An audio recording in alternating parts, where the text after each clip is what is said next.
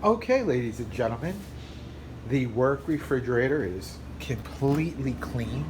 I did find this that I'm going to leave in there because the date was good, so it might be somebody's.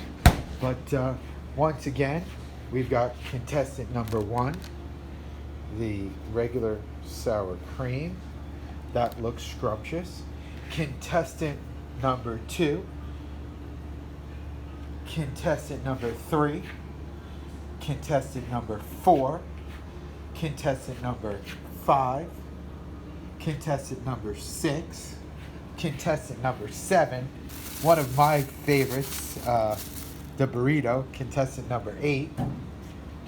And let's work our way back over here to contestant number nine, contestant number 10. Well, I hope you liked looking at these things, and please vote down below for your favorite science project left in the work refrigerator.